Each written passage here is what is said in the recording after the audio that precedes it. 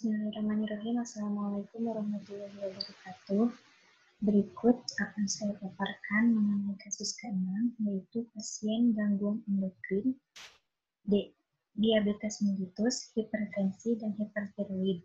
Anggota kelompoknya yaitu dari kelompok A14 ada Nida Asih Astari, saya sendiri Cici Wahyuni, Raditya Surya, Silmi Aziza, Anissa Dwi Sasanti, dan Wahyu Restiani.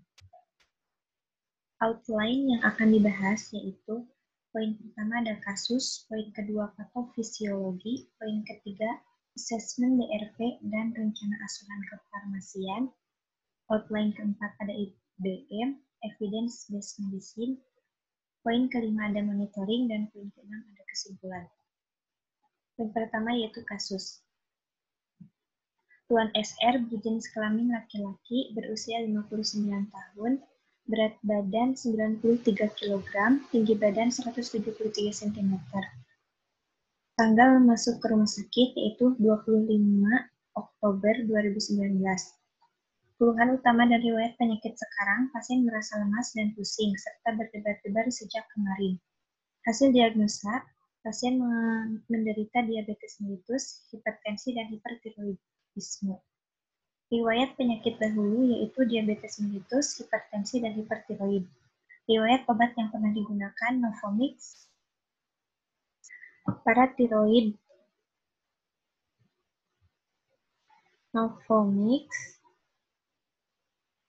PTU, dan Valesco. Riwayat lifestyle ada merokok lebih dari 10 tahun. Berikut ini merupakan hasil pemeriksaan tanda-tanda vital, data laboratorium, pemeriksaan penunjang, dan terapi pengobatan selama pasien di rumah sakit. Untuk tanda-tanda vital, tekanan darah pasien meningkat dari tanggal 25 sampai tanggal 27. Meskipun angkanya menurun, tapi tetap saja tinggi karena nilai tekanan darahnya itu berada di atas nilai normal, yaitu nilai normalnya 120/80. Denyut nadi pasien juga meningkat dari hari pertama sampai hari ketiga, berada di luar rentang, yaitu rentang normalnya 80-100 kali per menit. Untuk suhu dan nafas pasien normal. Pada data laboratorium, nilai eritrosit pasien menurun, yaitu 3,99 dari nilai normal 4,4 sampai 5,9 kali 10 pangkat 3 per mikroliter. Hematokrit pasien juga menurun 33,4% dari nilai normal 40 sampai 52%. MCHC pasien juga meningkat 36,3 gram per desiliter dari nilai normalnya yaitu 32 sampai 36 gram per desiliter. Gula darah postprandial pasien meningkat 206 mg per desiliter dari nilai normal yang seharusnya yaitu kurang dari 200 mg per desiliter. Kreatinin pasien juga meningkat yaitu 1,6 mg per desiliter dari nilai normal yang seharusnya yaitu pada rentang 0,6 sampai 1,2 mg per desiliter. Hasil pemeriksaan penunjang pasien, rongsen torak, terdapat kardiomegali.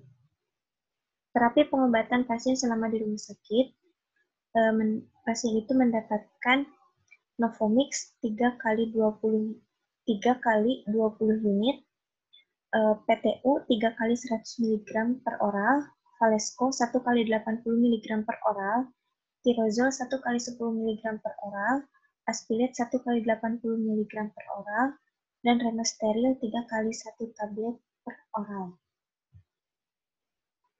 Selanjutnya yaitu ada patofisiologi. Patofisiologi yang pertama yaitu diabetes mellitus. Diabetes mellitus tipe 2 dari 90% kasus ditandai dengan kombinasi beberapa derajat resistensi insulin dan defisiensi insulin relatif. Resistensi insulin dimanifestasikan oleh peningkatan lipolisis dan produksi asam lemak bebas, peningkatan produksi glukosa hepatik, dan juga penurunan serapan glukosa otot rangka. Patofisiologi yang kedua yaitu CKD diabetik. Beberapa mekanisme dalam pengembangan hipertensi pada pasien dengan diabetic kidney disease atau DKD, termasuk aktivasi yang tidak tepat dari sistem renin-angiotensin aldosteron atau FAAS, dan sistem saraf simpatik, ekspansi volume karena peningkatan reabsorpsi natrium, vasokonstriksi perifer, peningkatan regulasi endothelin 1, peradangan dan generasi spesies oksigen reaktif, dan regulasi oksida nitrat. Banyak dari faktor-faktor ini mempercepat perkembangan penyakit ginjal dan meningkatkan risiko cardiovascular disease di antara penderita diabetes dan hipertensi. Dengan demikian, semua itu berfungsi sebagai target pengurangan risiko dengan mengelola hipertensi.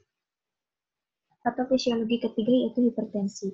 Hipertensi dapat terjadi ketika asupan natrium tinggi atau kekurangan kalsium dalam makanan, kekurangan dalam sintesis zat vasodilatasi dalam endotelium vaskular, yaitu prostasiklin, bradikinin, dan nitrat oksida, atau zat vasokonstriksi yang berlebihan, yaitu angiotensin 2 dan endothelin 1. Kelainan pada proses autoregulasi ginjal atau jaringan untuk ekskresi natrium, volume plasma, dan penyempitan arteriol.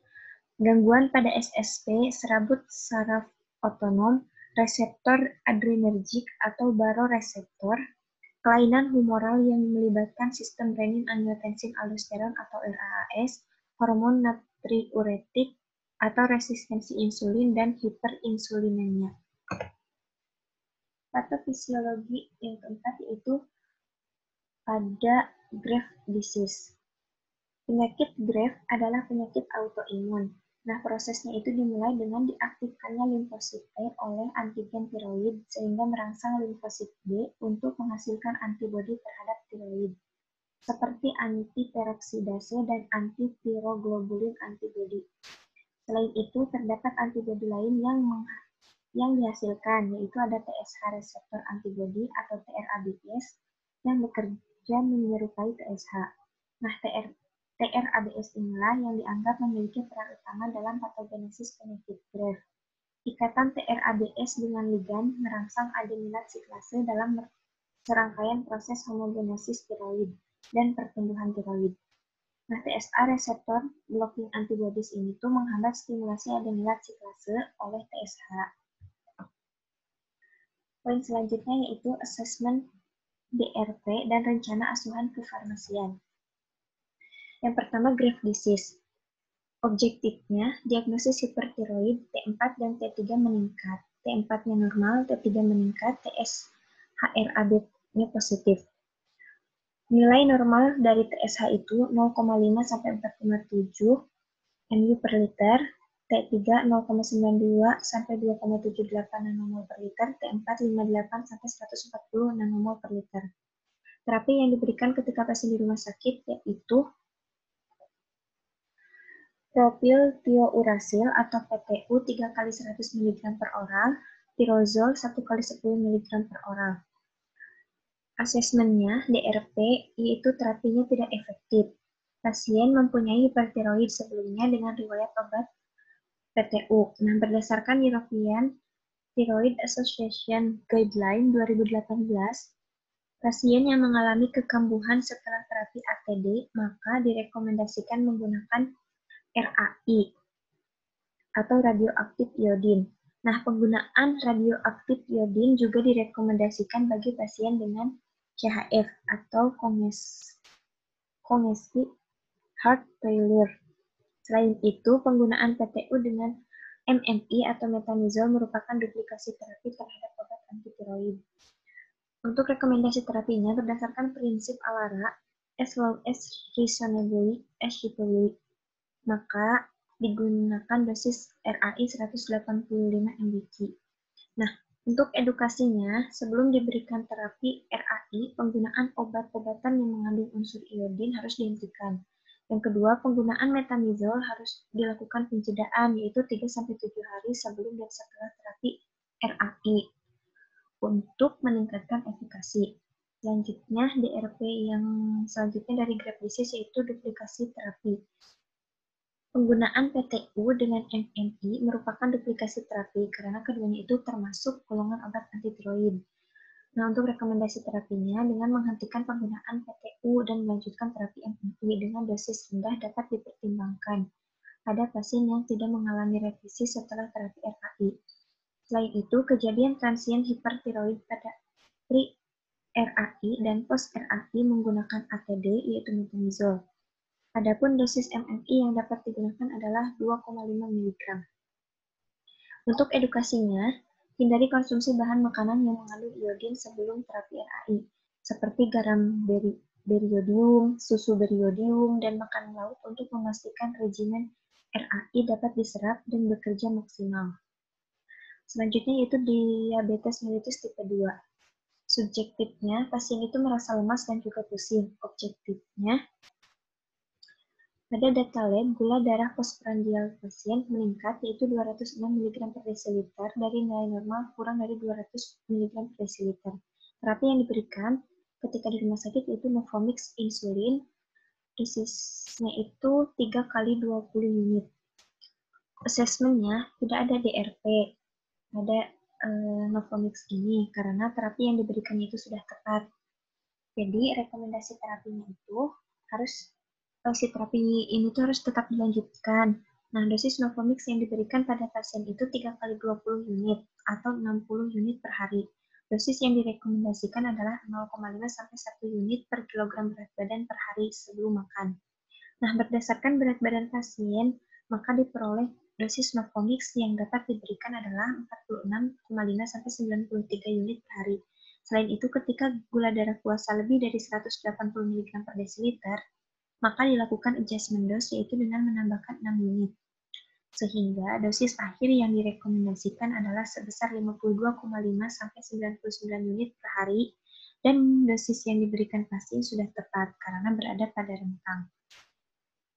Pasien dengan diabetes mellitus dan hipertiroid akan memiliki interaksi antara penyakit tiroid dengan kontrol metabolik pada diabetes mellitus, sehingga menyebabkan kebutuhan terapi insulin yang lebih awal.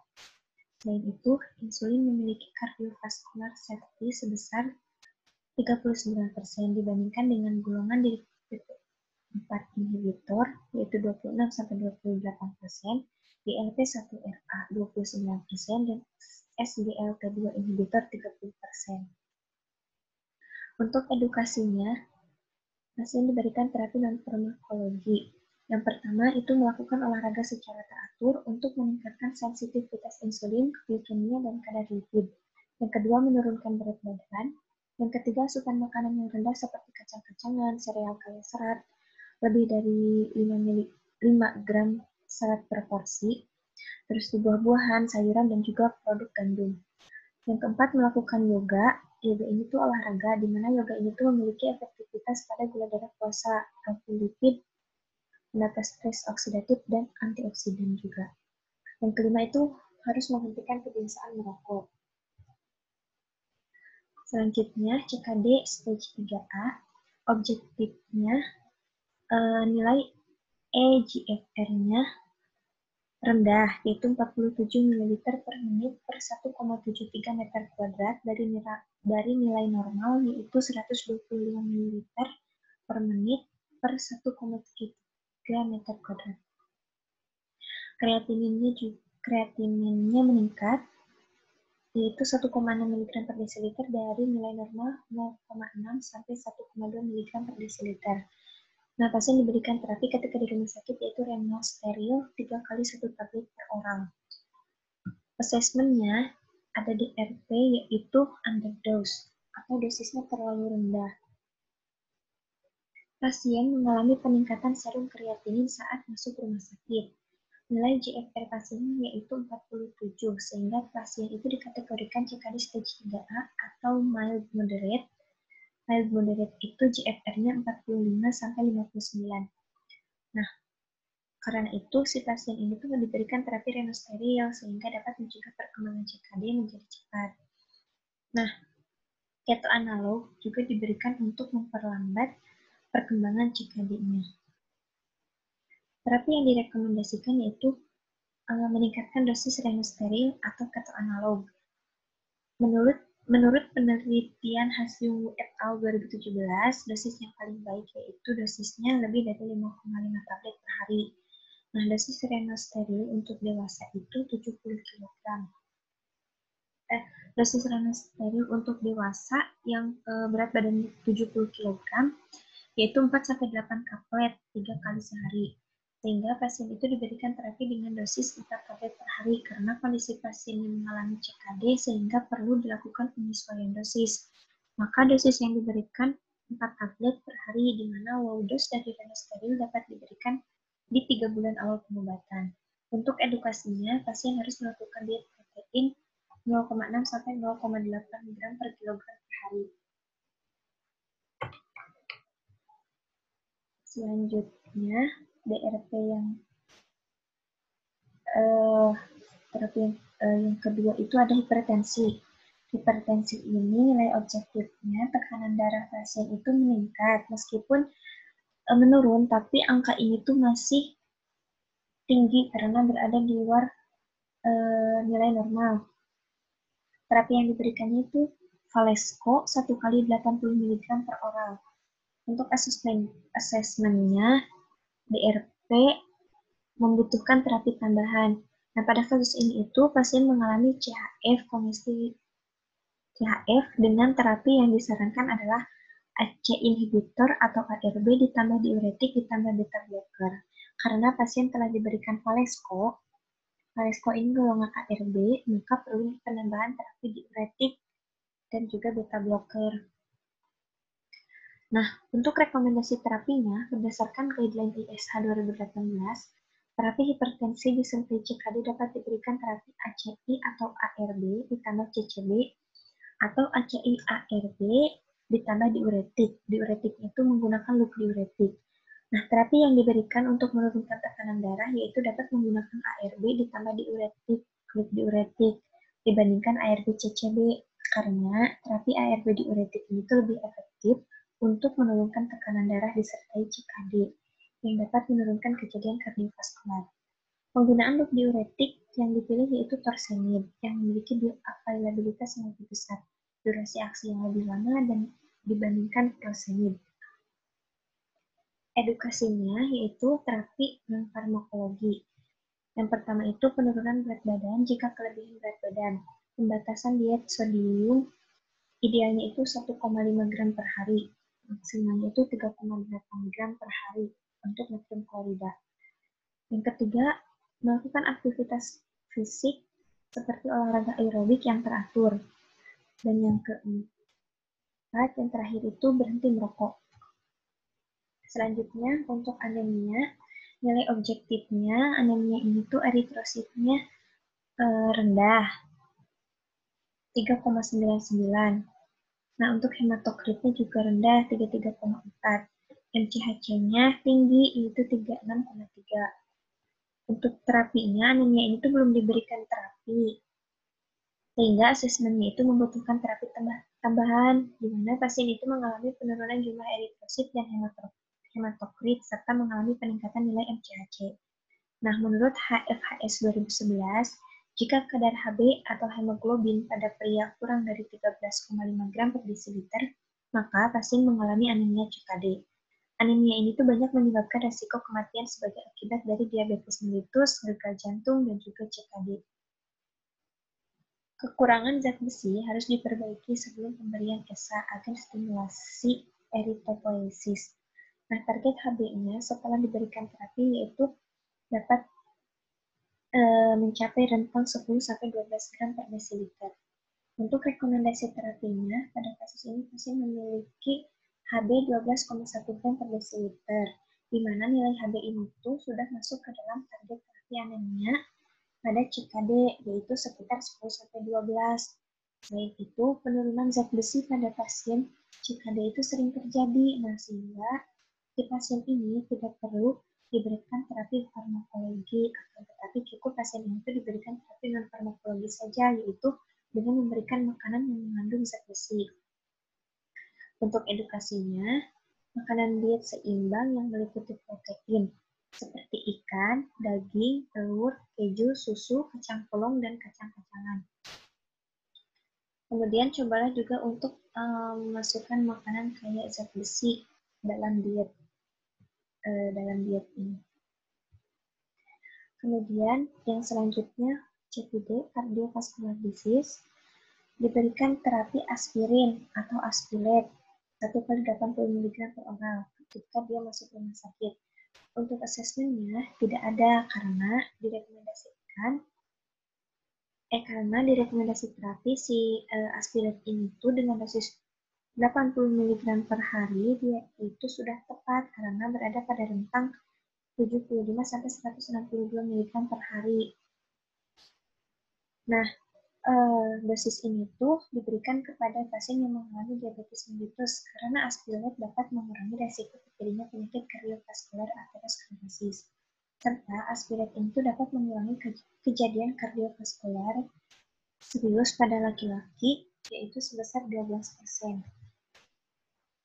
Poin selanjutnya yaitu evidence-based medicine atau EBM. Yang pertama itu pada penyakit Graves' disease. Pasien pada kasus ini tuh mengalami Graves' disease yang ditandai dengan bulging eyes, pembesaran kelenjar tiroid, peningkatan nilai T3 dan T4, serta TSH-RAB yang positif.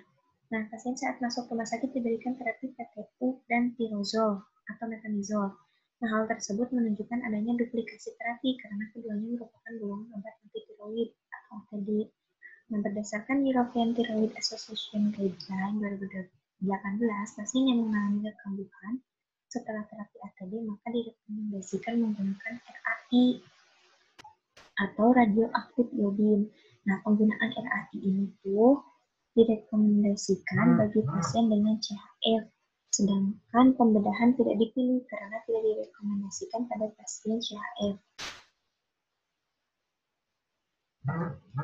Terapi metimazol dengan dosis rendah dapat dipertimbangkan pada pasien yang tidak mengalami remisi setelah terapi RAI. Selain itu juga, kejadian transien hipertiroid dapat dicegah apabila pada pre-RAI dan post-RAI menggunakan ATD atau metimazol. Kemudian, penggunaan metimazol dilakukan pencegahan 3-7 hari sebelum dan setelah terapi RAI untuk meningkatkan efikasi. Nah, berdasarkan sebuah studi RCT, penggunaan metimazol 6 minggu sebelum melakukan terapi RAI dikatakannya itu lebih efektif dalam meningkatkan rate of the uptake in the thyroid gland atau RAIU, sehingga berdampak dalam memperpendek dan mengurangi frekuensi terapi RAI. Untuk dosis RAI berdasarkan prinsip ALARA as well as reasonably achievable yaitu 185 mg. Sedangkan untuk dosis MNI yaitu 2,5 mg. Kontraindikasinya, penggunaan RAI ini tuh dikontraindikasikan bagi wanita hamil dan menyusui. Sedangkan penggunaan metimazol dikontraindikasikan bagi pasien yang hipersensitif terhadap obat atau salah satu komponennya. Yang selanjutnya yaitu diabetes mellitus tipe 2. Menurut ADA 2012 dan ESD 2015, modifikasi gaya hidup dianggap sebagai first step dalam manajemen terapi diabetes mellitus. Nah, setelah dilakukannya perubahan gaya hidup pada pasien diabetes mellitus dan terbukti ternyata belum mampu mengontrol glukosa darah, maka langkah selanjutnya yaitu dengan adanya intervensi medis atau pemberian obat. Nah, walaupun demikian, modifikasi gaya hidup ini tuh tidak terbukti dalam meningkatkan kardiovaskular output. Guideline terapi untuk pemilihan obat antihiperglikemia oral didasarkan pada nilai HbA1c dari pasien. Akan tetapi pada kasus ini tidak diketahui nilai HbA1c-nya, sehingga tidak dapat menggunakan guideline berdasarkan nilai HbA1c. Kemudian, pasien itu memiliki BMI sebesar 31 kg per meter kuadrat, sehingga obat yang disarankan adalah SGLT2 inhibitor dan GLP-1RA, di mana kedua obat ini tuh merupakan pilihan yang sama baiknya. Akan tetapi, apabila terapi juga menghendaki penurunan berat badan, maka dapat digunakan GLP-1RA. Dan apabila terapi menghendaki compliance atau kepatuhan, maka lebih baik menggunakan SGLT2 inhibitor. Pasien DM dengan penyakit tiroid yang dikompensasi ataupun yang baru didiagnosis secara signifikan membutuhkan terapi insulin lebih awal dibandingkan dengan pasien diabetes mellitus tanpa penyakit tiroid.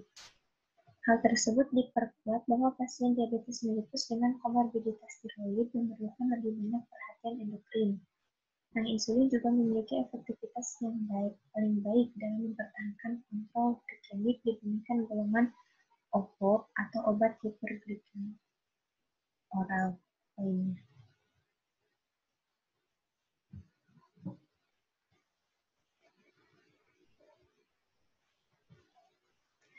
Selanjutnya, SGLT2 tidak direkomendasikan pada pasien yang memiliki risiko penyakit jantung. Untuk pemilihan OVO lebih direkomendasikan diberikan GLP-1RA, yaitu exenatide, karena penggunaannya selama 6 bulan secara signifikan dapat menurunkan serum TSH. Dapat pula dikombinasikan dengan metformin, karena metformin itu dapat menurunkan TSH, mengurangi risiko hipertiroid, mengurangi volume tiroid, dan juga ukuran nodul, serta juga sebagai terapi yang menjanjikan untuk pasien diabetes mellitus 2 dengan thyroid disease. Untuk dosis Metformix yang diberikan pada pasien yaitu 3 kali 20 unit atau 60 unit per hari. Dosis yang direkomendasikan adalah 0,5 sampai 1 unit per kilogram berat dan per hari sebelum makan.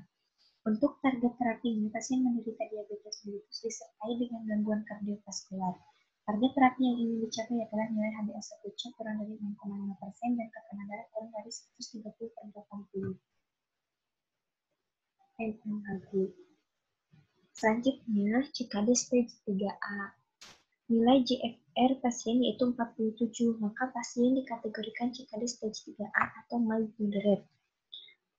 Nah, kondisi komorbid yang umum pada pasien CKD yaitu diabetes, penyakit kardiovaskular, dan hiperlipidemia. Untuk mengatasi komorbiditas ini, itu tuh sangat penting. Nah, dalam pengobatan CKD, pada diabetes mellitus yaitu mengobati faktor risikonya dulu dan juga pengobatan itu untuk melindungi si ginjalnya. Untuk terapinya, PLDT 0,6 sampai 0,8 gram per kilogram per hari ditambah keto analog terbatas dapat meningkatkan fungsi ginjal dan status gizi sambil mencegah hiperparatiroidisme, resistensi insulin, dan akumulasi zat terlarut retensi urinik atau URS. Untuk dosisnya, dosis renosteril untuk dewasa dengan berat badan 70 kg yaitu 4-8 tablet dengan penggunaannya 3 kali sehari. Sedangkan menurut penelitian Haslimi et al. 2017, dosis keto analog yang paling baik yaitu lebih dari 5,5 tablet per hari. Nah, pasien diberikan dosis 3 kali 1 tablet per hari, namun dibutuhkan peningkatan dosis menjadi 4 tablet per hari karena kondisi pasien mengalami CKD sehingga perlu dilakukan penyesuaian dosis. Maka dosis yang diberikan untuk pasien itu 4 tablet per hari, di mana low dose dari renosteril itu dapat diberikan di 3 bulan awal pengobatan. Kontraindikasi dari renosteril ini tuh hiperkalsemia dan gangguan metabolisme asam amino. Selanjutnya yaitu hipertensi. Terapi yang diberikan untuk menurunkan tekanan darah yaitu dapat menggunakan ARB atau menggunakan ARB ditambah diuretik. Diuretiknya yaitu loop diuretik. Dibandingkan ARB ditambah CCB, karena terapi ARB ditambah diuretik ini tuh lebih efektif untuk menurunkan tekanan darah disertai CKD yang dapat menurunkan kejadian kardiovaskular. ACE inhibitor hanya menghambat sebagian dari efek angiotensinogen 2, sedangkan ARB menghambat secara langsung reseptor angiotensinogen 2 tipe 1 atau AT1, dan ARB tidak memblok reseptor angiotensinogen tipe 2 atau AT2. Jadi, efek yang menguntungkan dari stimulasi AT2 tetap butuh dengan penggunaan ARB. Selanjutnya, Bakris et al. Melakukan penelitian. Nah, hasil penelitian itu, 4 dari 654 pasien dengan nilai 0,6% yang menggunakan kandesartan atau losartan memerlukan rawat inap, tetapi tidak ada yang dianggap terkait dengan pengobatan ini itu. Nah, dalam percobaan yang serupa yang dilakukan oleh Bakris et al., dia melaporkan masing-masing 16,9%, 13,5%, 10,3%, dan 17,9%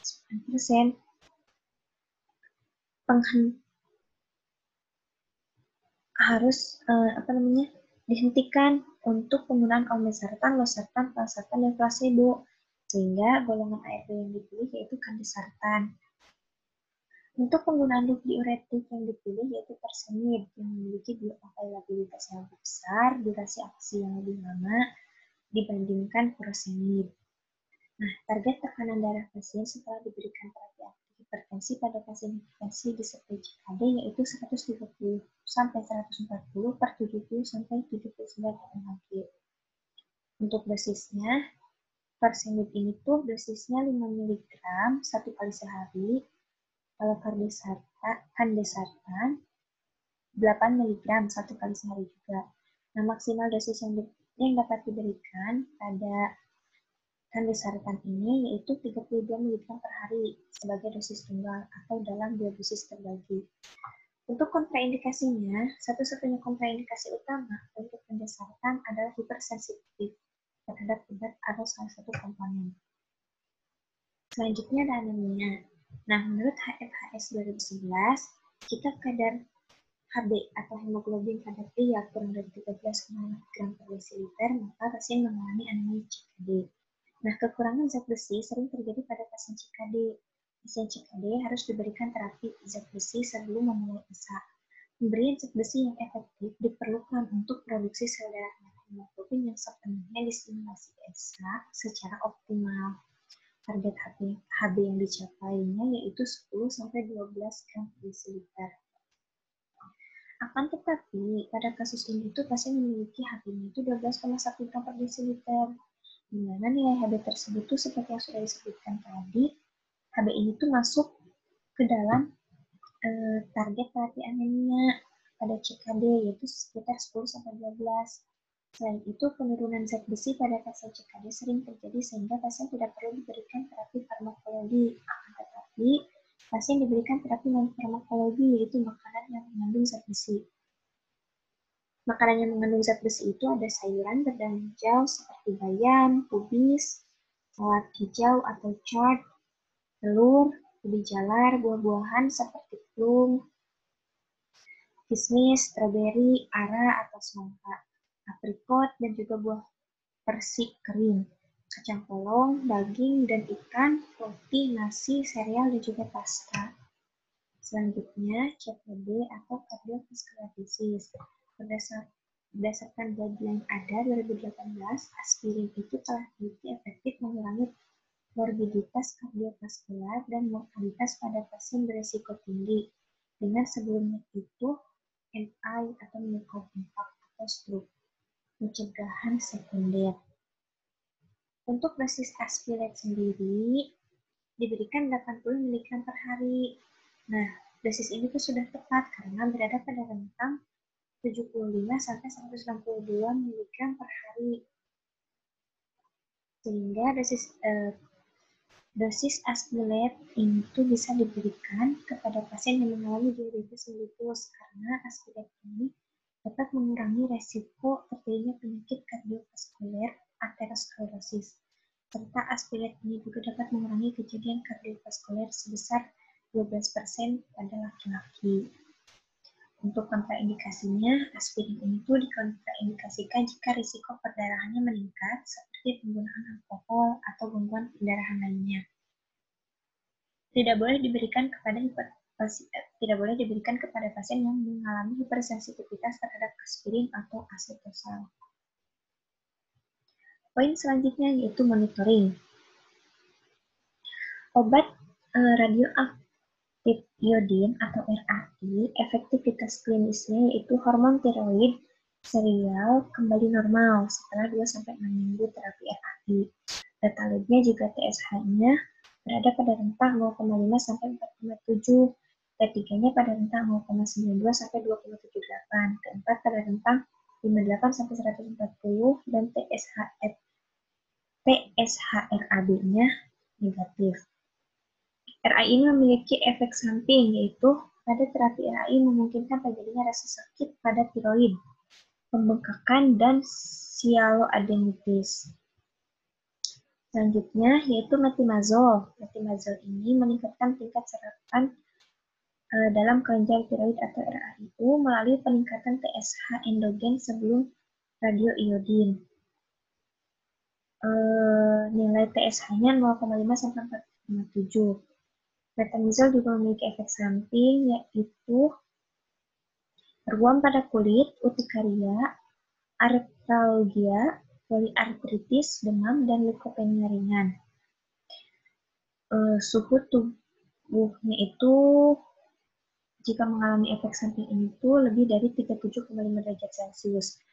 Nilai leukositnya juga akan berkurang, yaitu 4.000 per milimeter kubik. Selanjutnya yaitu Novomix. Novomix, dia itu lemas dan pusing.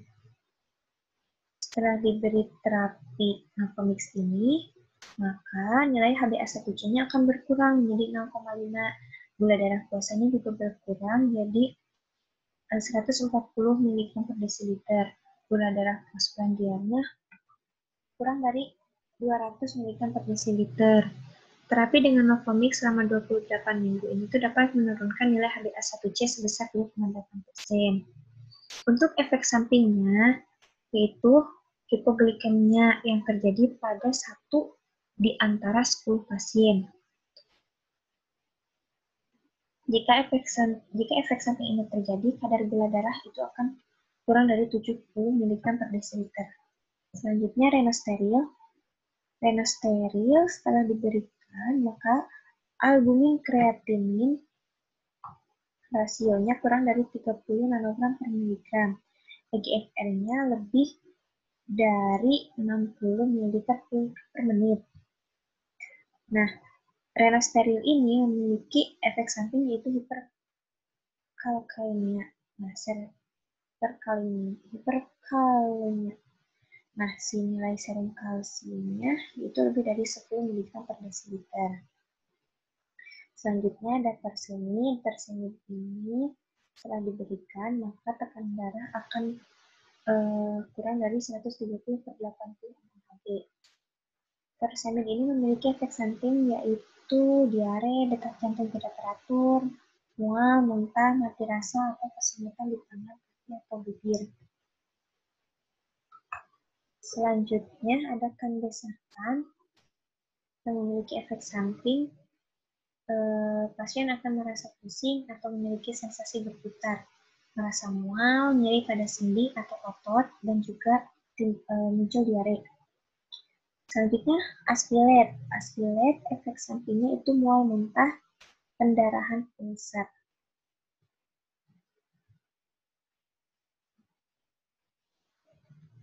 Untuk parameter pemantauan, yang pertama itu hormon tiroid serial, nilai normal TSH akan berada pada rentang 0,5 sampai 4,7, T3 0,92 sampai 2,78, T4 58 sampai 140. Untuk pemantauannya itu 2-6 minggu setelah terapi RAI. Kalau DM tipe 2, nilai HbA1c akan berkurang atau nilainya itu akan kurang dari 6,5. Gula darah puasa kurang dari 140, gula darah postprandial kurang dari 200 mg per desiliter. Untuk pemantauannya itu setiap 3 bulan melakukan pemeriksaan HbA1c. Kalau CKD stage 3A, nilai GFR normalnya itu 125 ml per menit per 1,73 meter kuadrat. Untuk pemantauannya selama 9 bulan. Dilakukannya itu 2-3 kali pemeriksaan dalam waktu 3 bulan. Selanjutnya hipertensi, tekanan darahnya itu normalnya kurang dari 130 per 86 Hg. Untuk pemantauan itu 2-4 minggu. Selanjutnya anemia. Kalau anemia, HB-nya itu normalnya 10-12. Tidak melebihi 13 gram per desiliter. Kalau TSKT-nya lebih dari 20%, tetapi kurang dari 50%. Ferritininnya lebih dari 100 nanogram per mililiter. CHR lebih dari 32 pg per sel. Untuk pemantauannya setiap bulan, satu kali sebulan atau 1 bulan. Selanjutnya yaitu ada KIE. Yang pertama itu KIE untuk pasien. Diberikan edukasi pola makan sehat, diberikan edukasi untuk melakukan olahraga yang teratur sebanyak 3-5 kali per minggu selama sekitar 30-45 menit. Dengan total 150 menit per minggu. Jeda antara latihannya itu tidak lebih dari 2 hari berturut-turut. Dianjurkan juga untuk melakukan pemeriksaan glukosa darah sebelum latihan jasmani. Nah, apabila kadar glukosa darahnya itu kurang dari 100 mg per desiliter, maka pasien harus mengonsumsi karbohidrat terlebih dahulu. Dan bila lebih dari 200 mg per desiliter, dianjurkan untuk menunda latihan jasmani. Kemudian mengedukasi agar menggunakan obat antihipertensi. Nah, si obat antihipertensi itu bisa diteruskan mengonsumsinya kecuali ada perubahan dari dokter. Kemudian mengedukasi bahwa Novomix 30 ini itu diberikan secara suntikan dengan injeksi di paha atau di dinding perut. Jika nyaman bisa di wilayah gluteal atau deltoid. Nah, tempat injeksi ini tuh harus selalu diputar dalam wilayah yang sama untuk mengurangi risiko lipodystrofi. Diedukasi jika pasien harus melakukan diet protein. Diet proteinnya itu 0,6-0,8 gram per kilogram per hari. Pasien juga diedukasi untuk melakukan uji tambahan yang diperlukan untuk mengetahui penyebab anemia selain melalui tes CBC, yaitu ada tes kimia darah untuk memeriksa fungsi organ dan kadar vitamin dan mineral, tes darah yang disebut reticulocyte count. Retikulosit adalah sel darah merah yang sangat muda yang baru saja dilepaskan dari sumsum tulang. Jadi tes ini itu menunjukkan berapa banyak sel merah baru yang dibuat oleh tubuh. Pemeriksaan sumsum tulang untuk memastikan sumsum tulang berfungsi sebagaimana mestinya. Tes darah untuk melihat kadar zat besi, vitamin B12, dan folat. Tes feses untuk memeriksa darah, disebut whole blood test atau OBT.